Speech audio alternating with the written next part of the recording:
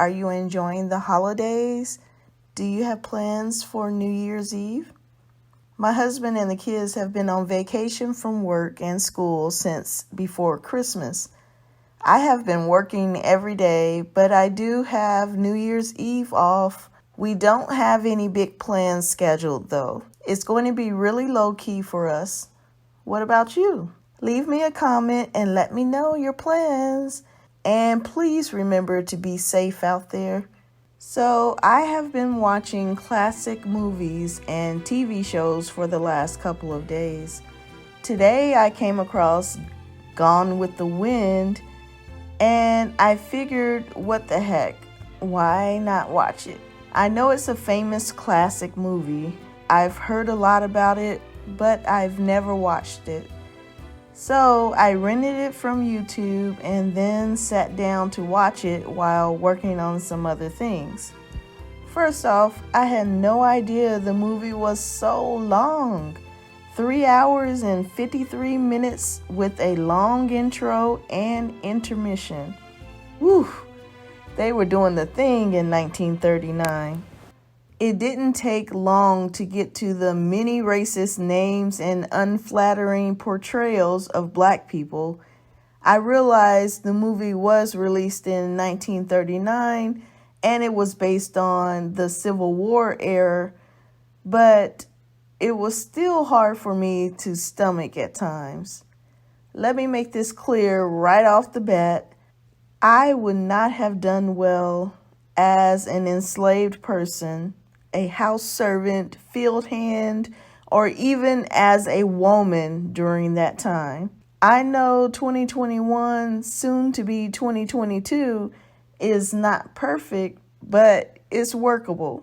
I don't think my sassiness and temper would have made it through the pre-Civil War era, the Civil War time, or any period before blacks and women had legal rights. God, in his infinite wisdom, knew when to allow me to be born. Thank you, Jesus. Now that I have that out the way, let me focus on the infamous Rhett Butler, played by none other than Clark Gable. A few months ago, after posting a video about Christine Jacobson, who discovered at the age of 65 that her father was black, a viewer left a comment about Clark Gable. There has been a rumor about Clark Gable having Black and Native American ancestry. You may have heard it. Since I was already watching the movie that made Clark Gable the most famous, I thought this would be a great time to explore the rumor and determine whether or not there is any truth behind it. Let's start first with the details contained in the rumor. Rumors can sometimes contain some truth in them, so I think this would be a good place to start before going deeper into our investigation. Some of you might be thinking, what do you mean, was Clark Gable black? That's ridiculous. Well, it may not be as far-fetched as you think. White passing blacks were not uncommon during Clark Gable's time, and it wasn't always easy to determine someone's race based upon their appearance. Christine Jacobson's story is proof of that.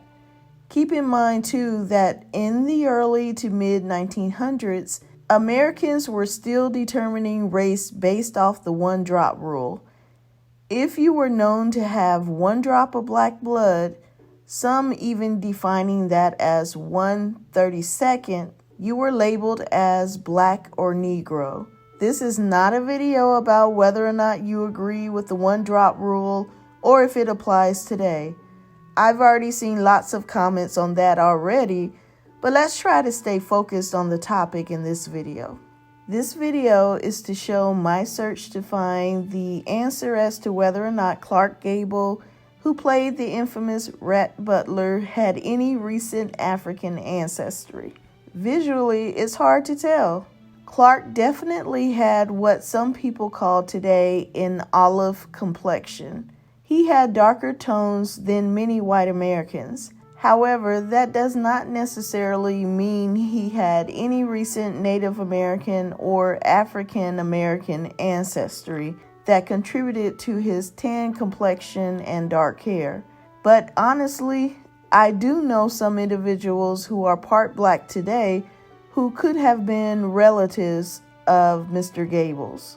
Besides Mr. Gable's dark complexion, the rumors that have circulated online about him being part black also mentioned his openness to accept and support the black race. He initially didn't want to have any part of Gone with the Wind. He had read the book and didn't really care for it, and initially turned down any mention of him playing the part of Rhett Butler. I could not find the reason why Clark initially frowned at the part and the movie, but could it have been because he disagreed with the tone of the story that depicted blacks as inferior and sometimes even showed them as simple-minded? Possibly. Even if that were the case, though, that alone isn't proof that he had African ancestry. It sure does prove he was a man ahead of his time, though, and honestly, it did make me wonder even more if he could have possibly been part black.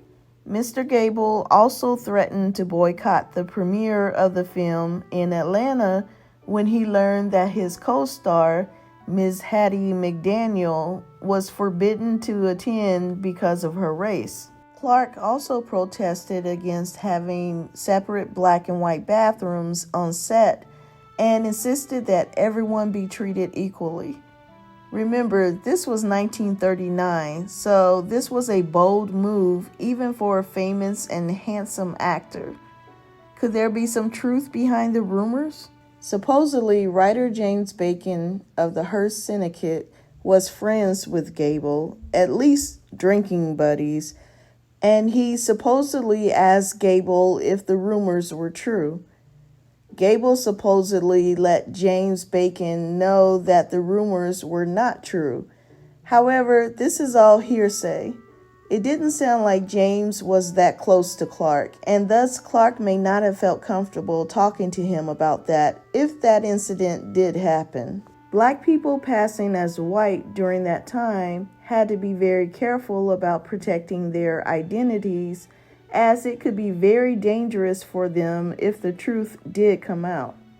It would have affected their personal lives, where they lived, whom they were allowed to marry, what schools they could go to. It could have also affected them professionally when it came to what jobs they would have been able to get.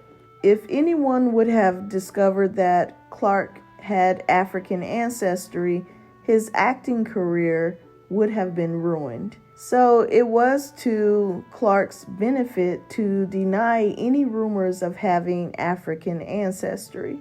However, if the rumors were true, Mr. Gable may have found it very difficult and even internally conflicting to know of his ancestry and not say something about the discrimination that was happening during that time.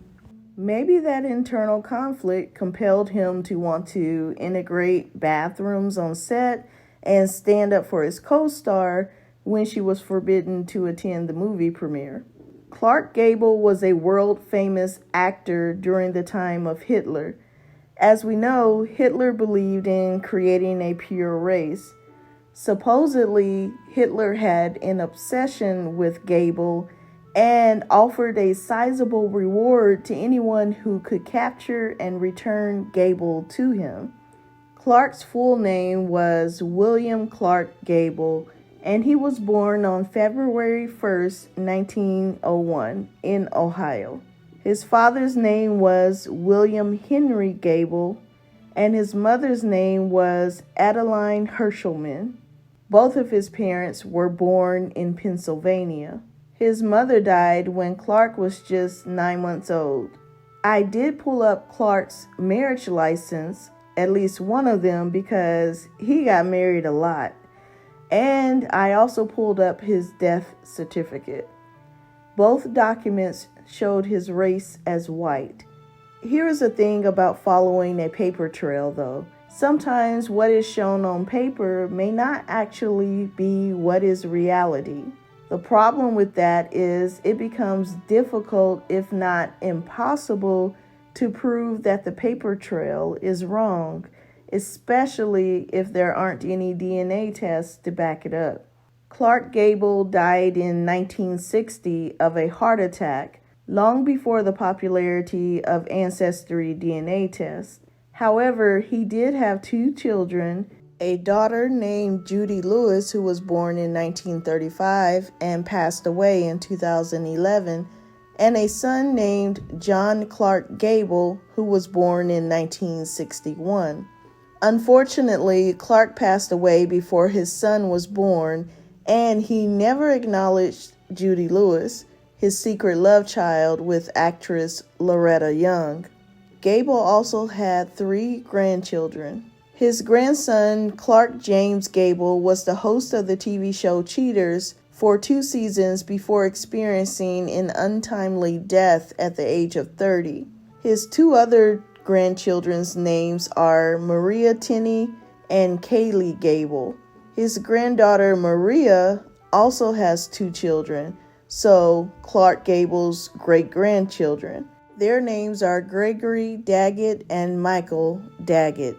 I could not find any public information to suggest Mr. Gable's descendants have taken any type of ancestry DNA test. In fact, there is still some speculation as to whether or not Judy Lewis was his actual biological daughter. Gable never acknowledged her, and he apparently informed his wife at the time of his death that he had no other children. Judy Lewis has since passed away, and it doesn't sound like her descendants, who are Clark Gable's descendants too, according to her family, are interested in taking any type of DNA test. So far, we know that Gable's race was listed as white on his marriage certificate and on his death certificate, and it doesn't appear that anyone in his family has taken any type of DNA test. We also know that he stood up for civil rights on more than one occasion during his acting career. This really isn't enough information to prove or deny the rumor about Clark Gable being part black. Let's do a little more digging, and then I will let you know what I think. On record, Clark Gable is noted as being of German, Irish, and Swiss German descent, with also some Belgian ancestry. As mentioned, his parents' names were William Henry Gable and Adeline Hershelman.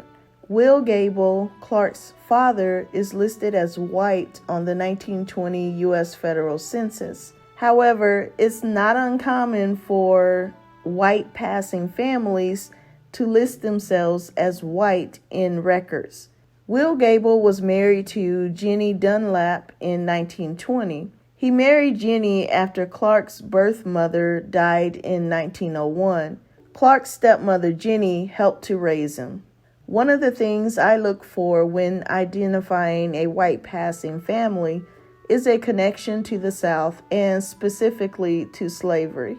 Many white passing families abandoned the South to migrate to the North, where it would be easier to establish their identity as a white family.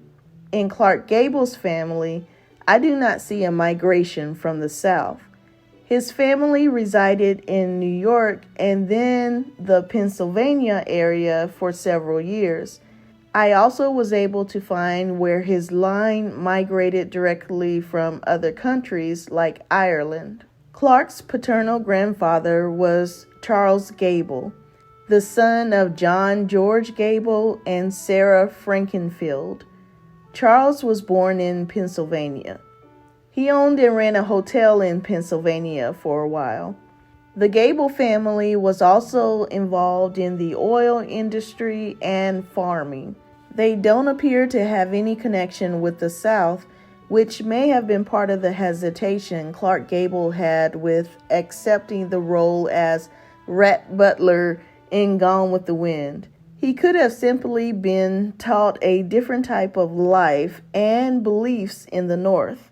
Ironically, Clark Gable played the role of a Confederate, but in real life, he may have been considered a Yankee. Clark's great-grandfather John was John Adam Gable and Maria Elizabeth Lyncher. This gets us back to 1798, and the family is still listed as white. Clark's paternal great-grandmother, Sarah Frankenfield, was born in 1794 and was the daughter of John Philip Frankenfield and Katarina Haupt. I could not find anything on Clark's paternal side that would indicate he had any Native or African ancestry. Since there are no DNA test results for the family, we are left with following the paper trail, and the paper trail confirms his noted heritage of German and Irish ancestry. Like in any family, there is always the possibility that the man listed as his father wasn't actually his father, but there is no proof to substantiate that claim. Clark's paternal grandmother was Nancy Ann Stainbrook, the daughter of Jacob Stainbrook Jr. and Rebecca McFadden. Nancy was born in Pennsylvania. Jacob was the son of John Jacob Stainbrook and Elizabeth Conrad. Rebecca was the daughter of John McFadden Jr. and Catherine Stainbrook. When I came across this information, I wondered if Clark had any known Jewish ancestry. I did find where the last name Steinbach or Steinbach, which is quite similar to Stainbrook, could show some Ashkenazi Jewish ancestry. However, Jewish ancestry was not publicly noted in Clark's bio, so we may never know if he indeed was part Jewish. Clark's maternal grandfather was John J. Hershelman, and he was the son of John Jacob Hershelman and Maria Elizabeth Hill. Clark's grandfather John was born in New York to German parents from Bavaria. Clark's great-grandfather John was from Tripstadt and was the son of John Adam Hershelman and Katarina Nothoff. Clark's maternal grandmother was Rosetta Clark, the daughter of Timothy Clark and Jane Bullock. Rosetta was born in Pennsylvania to Irish parents, with her father having been born in Northern Ireland. So, what do I conclude from all this information? Here is what I think. There is no way for sure that we can confirm or deny the rumor about Clark Gable's Native American or African American ancestry. If you are one of those who follows the paper trail by the letter, then you will be convinced that Clark did not have this ancestry. However, we know that our family trees are not always as neat as that. Stories like Christine Jacobson's are proof. Even though she looks white, DNA tests proved her father had African ancestry. We know that what is on paper may not actually be the reality. Think about Sean King, for instance. Some say he looks white and is white and criticize him for advocating for black causes. Sean's birth records also list him as white. However, his mother told him that his birth father was black, and that's what he goes by. Although there is no way to be 100% certain about Clark Gable's ancestry, I'm leaning towards the records of his ancestry are probably accurate. Here is why. Most black families who chose to pass as white families have a complicated history with discrimination in the South. The reason they chose to pass was to provide their families with a life of better opportunities, free of limitations and Jim Crow laws. The Gable family, however, has records showing migrations from Germany and Ireland directly to New York and then migrating to Pennsylvania, where they stayed for several years. Clark's family also doesn't appear to have any missing pieces or gaps that would make one question a mystery family member. The family is well documented with birth records, death records, marriage certificates, census reports, etc. whereas families with African American ancestry will often find blocks and questions in their family trees that may be hard to explain or uncover. This is because during slavery, enslaved people were noted as property and often were not listed by name. This does not appear to be the case for the Gable family. What about Clark's fight for racial justice, though? Here is my take on that. Clark may have felt a little displaced early on. His mother died when he was just a baby. His father left him with his maternal uncle and his wife for the first few years of his life. Clark was then raised by his stepmother. These experiences may have helped Clark to understand how it feels to be an outsider. He also came from a family of immigrants who may have been sensitive to the mistreatment of others. In addition, Clark worked several odd jobs prior to starting his acting career, such as working on a farm, working in a tire company, traveling with tent shows, and working in lumber mills. Clark understood hard work and what it meant to struggle a little. I believe his background and life experiences motivated him to stand up for civil rights, such as integrating black and white bathrooms on set and insisting that everyone on set be treated equally. So, do I believe that Clark Gable was part black? There is no way to know for sure, but I am satisfied with the family history I did uncover.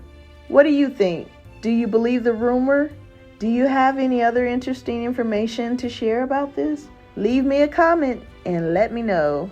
I would love to hear from you. Don't forget to give this video a thumbs up if you enjoyed it, and also consider subscribing to the channel as well as hitting the notification bell to be notified of new content. I will see you again soon.